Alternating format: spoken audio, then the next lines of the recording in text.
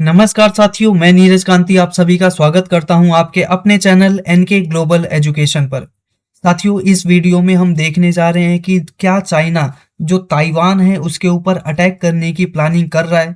क्योंकि हम अभी हाल फिलहाल में देख रहे हैं कि जो ताइवान है उसके आसपास जितना एरिया है उसके ऊपर चाइना अपना जो एक प्रकार से मिलिट्री शिप्स है और उनको बढ़ाता जा रहा है, और दूसरी तरफ हमें देखने को मिल रहा है कि बार बार उसकी जो टेरिटरी है उसके आसपास से अपने जो फाइटर जेट्स है उसको बार बार वहां से गुजार रहा है। तो ऐसी सिचुएशन में जहां पर हम देख रहे हैं कि 2026 के अंदर जो पूरा का पूरा वर्ल्ड है वो अपने एक एज पर है, यानी अपने एक किनारे पर हमें देखने को मिल रहा है, जहां पर मिडल ईस्ट जो कंट्री है वो पूरी तरह से वर्ल्ड के बेसिकली एक प्रकार से वॉर के अंदर इन्वॉल्व है।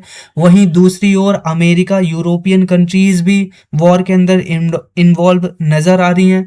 तीसरी तरफ रशिया और यूक्रेन के बीच में भी हमें वॉर नजर आ रहा है। अब ऐसी सिचुएशन में हमें देखने को मिल रहा है कि जो चाइना है उसके लिए एकदम सही टाइम यहाँ पर देखने को मिल रहा है कि वो ये जो ताइवान है उसको उनके ऊपर अटैक करके अपने अंदर उसको शामिल कर ले। तो साथियों, सबसे पहले हम बात करते हैं, इस वीडियो में हम बात करेंगे कि जो ताइवान है उसकी इम्पोर्टेंस क्या है। तो आप यहाँ पर देख सकते हो कि यहाँ पर एक क्रिटिकल पैसेज पाया जाता है। यहाँ पर हमें देखने को मिलता है जापान, ताइवान और फिलीपींस, इनके बीच में एक प्रकार से अंडरस्टैंडिंग है। इसी के साथ साथ ये बेसिकली क्या है, चाइना को काउंटर करने में हल्का सा मदद करते हैं। इसी के साथ साथ यहाँ से हमें देखने को मिलता है मेजर शिपिंग लेन है, और चाइना के साथ हमें देखने को मिलता है कि जो ये ताइवान है वो वर्ल्ड का 60+% जो सेमीकंडक्टर है जिससे कि हमारे मोबाइल और जितने भी इलेक्ट्रॉनिक आइटम्स हैं वो चलते हैं, वो सारा का सारा जो सेमीकंडक्टर है वो ये ताइवान के अंदर ही प्रोडक्शन होता है। तो यहाँ पर क्या है, इस वजह से ताइवान बहुत ज़्यादा इम्पोर्टेंट हो जाता है। अब दूसरी तरफ आपको ध्यान रखने की बात है कि जो चाइना है वो इसके ऊपर अटैक क्यों करना चाहता है, इसके पीछे हिस्टोरिकल रीजन है जिसको अभी हम थोड़ी देर में देखते हैं। उससे पहले हम देखते हैं कि क्या सच में ताइवान के ऊपर चाइना अटैक कर सकता है। तो हमें देखने को मिलता है एक मलक्का चौक पॉइंट।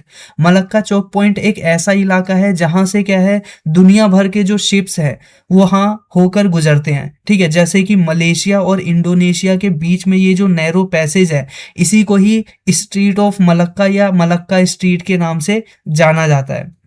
और जो चाइना है उसका भी लगभग 80% जो ऑयल इंपोर्ट है इसी रास्ते से होकर गुजरता है।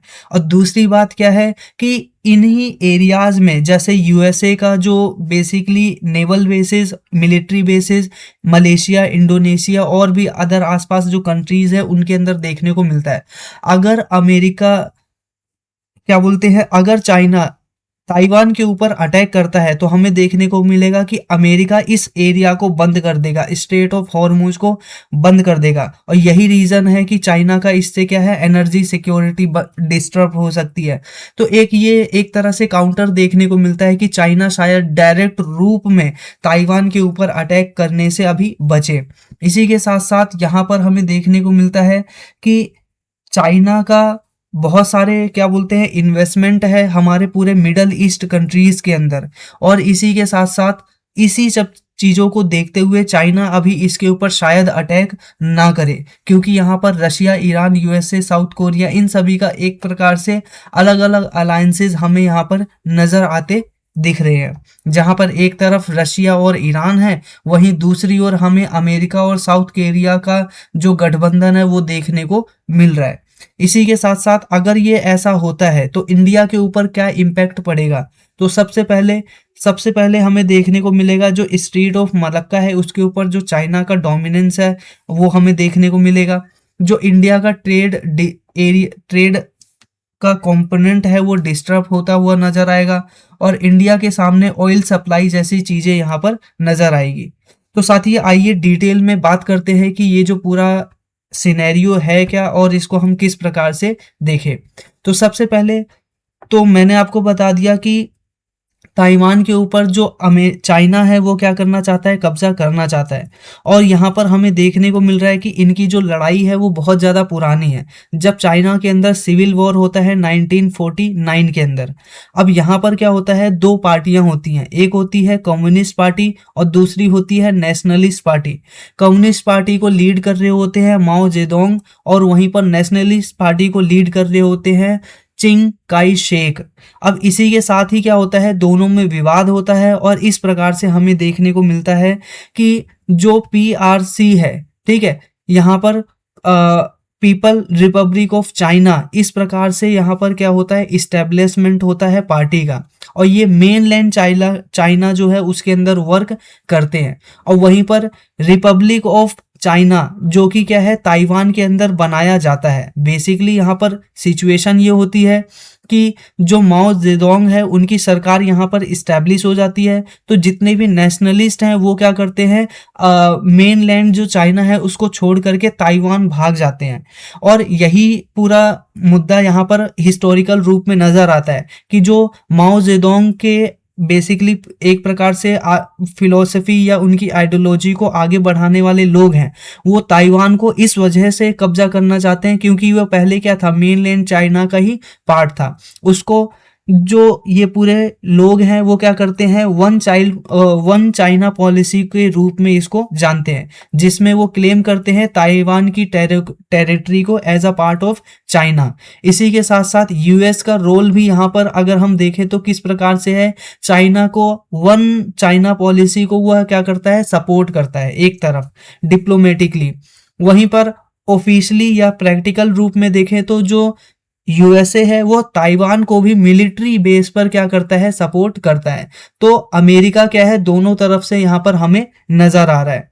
अब यहाँ पर हम बात करते हैं कि जो ताइवान है, एक तो हमने उसकी हिस्टोरिकल इंपॉर्टेंस देख ली, अब दूसरी क्या है, अदर इंपॉर्टेंस की बात करें तो ताइवान स्ट्रेट यहाँ पर पहला आता है। दूसरा क्या है, फर्स्ट आइलैंड है चाइना के पास में, ठीक है। दूसरा बात हमें देखने को मिलता है ग्लोबल ट्रेड रूट पे ये जो ताइवान है वो हमें देखने को मिलता है।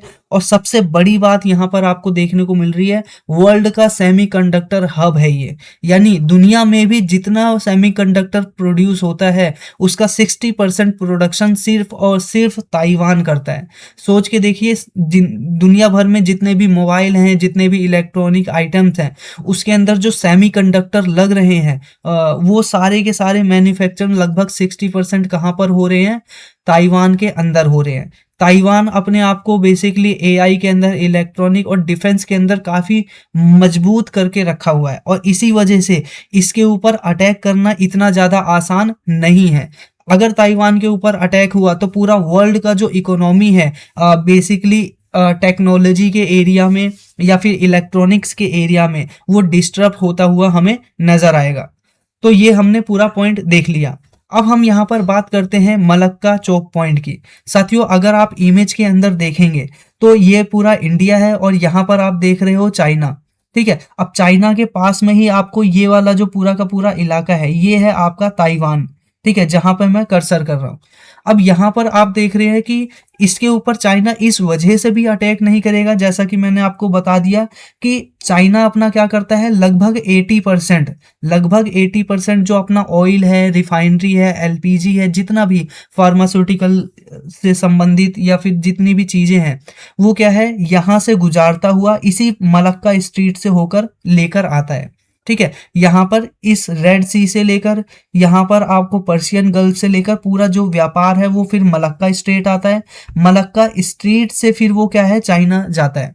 और मलेशिया में, सुमात्रा में और इंडोनेशिया, इन सभी इलाकों पे क्या है, ये पूरे के पूरे इलाकों में क्या है, अमेरिका के नेवल बेसिस हैं, ठीक है। अगर ताइवान के ऊपर चाइना अटैक करता है तो अमेरिका कहीं ना कहीं इस पूरे एरिया को डिस्टर्ब कर देगा या इस पूरे एरिया को बंद कर देगा, जिससे कि जो चाइना है उसका 80% जो ऑयल आ रहा है वो एक बार में ही डिस्टर्ब हो जाएगा। सोचिए, एक बार में अगर उनका ऑयल इंपोर्ट डिस्टर्ब हो गया तो कितने बड़े पैमाने पर उनको नुकसान हो सकता है। तो इस आधार पर भी हमें लगता है ऐसा कि हाँ, चाइना इसके ऊपर इतनी जल्दी तो अटैक अभी करने वाला नहीं है। तो हमने ये देख लिया मलेशिया और इंडोनेशिया के पास में स्थित है, और इसी के साथ इंडियन ओशियन से होते हुए साउथ चाइना जो सी है वहां से जो चाइना है वो अपना व्यापार करता है। यहाँ पर आप ओल्ड मैप देख सकते हो चाइना और ताइवान का। ये मेनलैंड जो चाइना की जमीन है वो देखने को मिल रही है, और दूसरी तरफ ये रहा ताइवान। अब यहाँ पर बात करते हैं कि जो ये ताइवान है चाइना के लिए इतना इंपॉर्टेंट क्यों है। तो मैंने आपको बताया एनर्जी सिक्योरिटी के लिए, इसी के साथ साथ स्ट्रेटेजिक वल्नरेबिलिटी नजर आ रही है चाइना की, ठीक है, क्योंकि इसका जो बेसिकली टाई है वो क्या है, अमेरिका जैसी कंट्रीज के साथ हमें देखने को मिलता है। इसी के साथ साथ यहाँ पर आप देख सकते हो China is trying to bypass Malacca, ठीक है, और यही रीजन है कि जो चाइना है वो मलक्का स्ट्रीट को बाईपास करना चाहता है अपने एक कॉरिडोर के माध्यम से, जिसको हम कहते हैं CPEC, यानी चाइना पाकिस्तान इकोनॉमिक कॉरिडोर, ठीक है। इसके अंदर ग्वादर पोर्ट हमें देखने को मिलता है, और बेल्ट एंड रोड इनिशिएटिव भी इसी के अंतर्गत देखने को मिलता है। आप यहाँ इमेज से समझिए, यहाँ पर क्या है, चाइना जानता है कि यहाँ पर उसका जो 80% है निर्भरता है। अगर वो इसी रास्ते से ही सिर्फ और सिर्फ व्यापार करेगा तो नॉर्मल सी बात है उसके कभी भी उसके व्यापार को डिस्टर्ब किया जा सकता है। इसी वजह से चाइना इस प्रकार से यहाँ से रास्ता निकाल के इस प्रकार से वो पूरा मिडल ईस्ट जो कंट्रीज है उनके साथ व्यापार करने का रास्ता तैयार कर रहा है। तो आप यहाँ पर इस प्रकार से ऐसे देख सकते हो, टर्की से फिर ये कहाँ चले जाएगा, पूरा अमेरिका और यूरोप तक यहाँ पर इस प्रकार से चले जाएगा। और इसी को ही बोला जाता है CPEC, यानी चाइना पाकिस्तान इकोनॉमिक कॉरिडोर, ठीक है। तो यहाँ पर चाइना इस वजह से भी इसको डेवलप कर रहा है ताकि क्या है, ताइवान के ऊपर इन फ्यूचर जल्दी से अटैक किया जा सके। अगर वर्ल्ड का सिनेरियो इसके बीच में देखें तो वर्ल्ड में हमें नजर आता है लगभग मिलिट्री एस्केलेशन बढ़ते जा रहे हैं, टेक्नोलॉजिकल वॉरफेयर और जो ग्लोबल डिस्ट्रैक्शन है वो लगातार बढ़ता जा रहा है, और ऐसी सिचुएशन में सभी देशों पर क्या है, इकोनॉमिक प्रेशर बहुत ज़्यादा बढ़ता हुआ हमें देखने को मिलता है।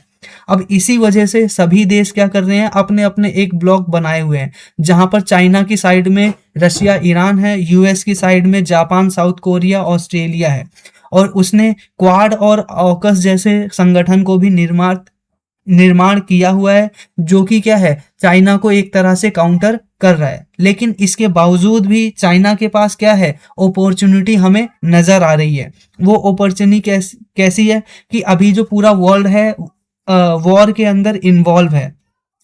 जो अमेरिका है और यूरोप है वो क्या है, अभी ईरान के अंदर इन्वॉल्व है, इजराइल ईरान के अंदर इन्वॉल्व है, पूरा मिडल ईस्ट जो कंट्री है वो क्या है, डिस्टर्ब है। रशिया अभी किसके साथ, यूक्रेन के साथ इन्वॉल्व है। तो अब ऐसी सिचुएशन में चाइना को रोकने वाला कोई नहीं है, इस प्रकार का सिचुएशन हमें देखने को मिलता है। और इकोनॉमिक लेवरेज तो चाइना के पास है ही, क्योंकि उसकी इकोनॉमी अभी बहुत बड़े पैमाने पर हमें नजर आती है। साथियों, इंडिया के ऊपर भी इसका खासा इम्पैक्ट हो सकता है, क्योंकि जो इंडिया का अलायंसेस है वो क्या है, कहीं ना कहीं अमेरिका के साथ इस पर्टिकुलर मैटर पे हमें नजर आता है। और दूसरी ओर जो चाइना है वो अपनी शक्ति को अगर इम्प्रूव करेगा तो वो इंडिया के लिए कहीं ना कहीं खतरे का हमें यहाँ पर निशान देखने को मिलेगा। तो यहाँ पर ये स्ट्रीट हो गया मलक्का स्ट्रीट, जो कि मलेशिया और इंडोनेशिया के बीच में है। फाइनली आप ये पूरा जो कॉन्टेक्स्ट है इसको इस संदर्भ में देख सकते हो। मुझे उम्मीद है आपको यह जो वीडियो है वो जरूर पसंद आई होगी। अगर वीडियो पसंद आई है तो लाइक जरूर कर दीजिएगा, चैनल को सब्सक्राइब कर लीजिए इसी प्रकार की और वीडियोस देखने के लिए। मिलते हैं आपसे नेक्स्ट वीडियो में, तब तक के लिए नमस्कार।